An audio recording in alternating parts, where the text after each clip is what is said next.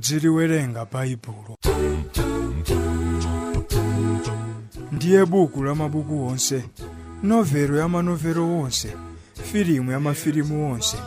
Mudziliwerenga buku linu maefeisti osakhulupirira kuti Mulungu alipo, kuti muzindikire za uchitsiru wanu poti ndinu zitsiru. Ndilo khali buku lomwe limanena kuti chitsiru chimati kulibe Mulungu. Ndiye musalisiyenso osaliwerenga inu ma best friend mamesho ndi zibwenzi za zitsiruzi. Ndi lomweli lomwe silibisa kuti ndinu a best friend mesho ndi chibwenzi cha chitsiru. Mudziliwerenga nthawi zonse inu olema ndi othodwa, inu amene mulibe ngakhale nswachi wochikuchira mkamwa, inu amene kwanu kuli chigulu cha ana opanda chisamaliro, amene matrauza anu ndi obowokabowoka ndi zigamba, nonse amene sako yanu mmayitumizanso kumudzi thandize makolo anu, inu amene mukusowa mtendere chifukwa cha umphawi wa makolo anu. Mtendere wa Yesu woposa chidziwitso chonse likusiyirani bukhuli. Ndiye manyo yakakhalidwe ka moyo wa dziko lapansi limafotokoza chilichonse chomwe mukufuna mudziwe. Zibwenzi zolimba zikhale motani, udindo wanu m'banja lanu ndi chani, cholinga cha Mulungu pa moyo wanu. Ndi buku lomwe linso lomwe lilimbitsa mtima ndi kupereka chiyembekezo kwa maswazi, awo amene kupatsa chapuntsikana ndi achievement, iwo amene sakhala ndi mfundo zotsitsa pakati pa mabwenzi. Muli nyimbo ya Solomo m'bukhuli, nyimbo ya chikondi ndi mfundo zosatha. Ukamamaliza kuwerenga uswazi wonse umathera pompo. Lilibe saizi bukhuli lililonse ndi lamphamvu. NIV Good News kayanka Gideoni kadauziridwa ndi mpweya wa Mulungu.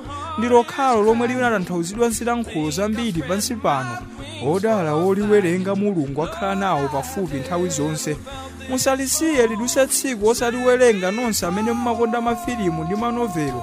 Alimo otuma adventure kumachitidwe atumwi m'bukhuli, maromansi ngambiri ku nyimbo ya Solomo, mahora ndi osayamba ku Danieli ndi chivumbulutso, ankhondo ndi action alipo mu Judges kapena kuti oweruza.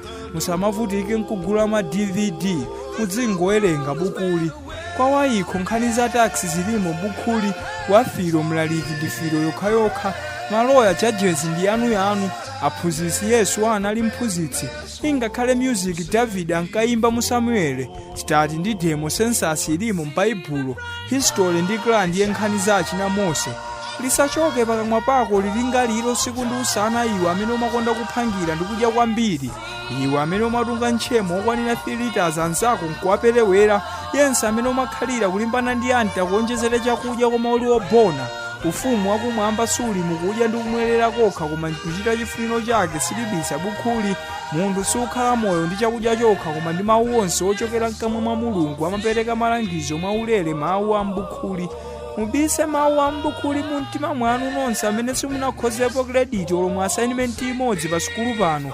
Inde amene simugona kuwerenga koma grade yanu yokwera kwambiri imakhala C-. Yakobo 1:5 ikuyitanirani nzeru za ulere m'bukhuli. Ndi buku lokhali lomwe linagulitsa kuposera bukhuli lilonse. Halalambosi Hale wa Logic Iwa, Lipse Sewe Antony ndi Harry Potter kuwaphatikiza sangayandikire pa bukhuli. Silikhala pa druzi koma simulibwereka bwanji bukhuli. Buku lokhalo lomwe lili ndi mphamvu yothamangitsa zilakolako ndi ziwanda. Mphamvu zonse za Mulungu zidapatsidwa m'bukhuli. Musalisiye bukhuli ndilothandizanso kwa inu madespa ndi opondaponda, inu amene simunafusiridwepo kuchokera payalo mpaka pa finali, inu amene munyozedwa kuti simailo yanu imathamangitsa amuna kapena akazi, inu amene akutchulani kuti ndi osaoneka bwino komanso okhwachisa pakampasi ponse.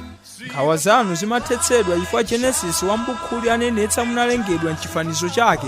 Mukhale nalo kakaka nonse amene muli ndi nkhawa, inu amene muli pa chiopsezo cholandidwa mkazi, nonse amene GPA yanu ili mwakayakaya ku intensive, inu amene mwangozindikira kuti mwatenga pakati, nonse amene aliyense akudandaulani kuti ndinu oyipa ndi okhwachitsa, inu amene musalidwa kuti ndinu ochimwitsitsa. Yesu ndiye bwenzi lanu lifotokoza bukhuli. Mulisunge pa levo nkumaliwerenga mawa masana madzulo mafinali nonse. Pamene mukulota madeta aukwati mudziwe mkazi wangwiro ndi otani. Musindikirenso kuti wapeza mkazi wapeza chinthu chabwino. Mamuna atusikuyera koma kukhala ndi Yesu. Mudziliphanda bukhuli. Mudziyeseranso kuliwerenga bukhuli nonse amene mumakwera mulaidi nkumatukwana anthu osalakwa. Muli nkhani ya zimbalangondo kwa ana amene ankanyoza Elisa m'bukhuli. Inu amene mumanena kuti mwana wa sukulu samafa, inu amene mmanenetsa monga mbala pa mtanda mudzayiphula pa 90 minutes ndi lokhali buku lomwe lifotokoza za tsoka lomwe mmatenga mphoto ya uchimo yomwe inalembedwa bukhuli yasala pang'ono kupezani ngati simusintha chonde liwerengeni mwansangansanga lilowezeni nonse amene mukudwala ndi amene mwaferedwa nonse amene mukudziona kuti ndinu ochimwitsitsa kaya mudataya mimba penanso kupha munthu inu andende ndozunzika kamba ka Yesu azimayi ndi azibambo maintelektual ndi osaphunzira ndimo mwagona ulosi watsogolo lanu mudziliwerenga baibulo.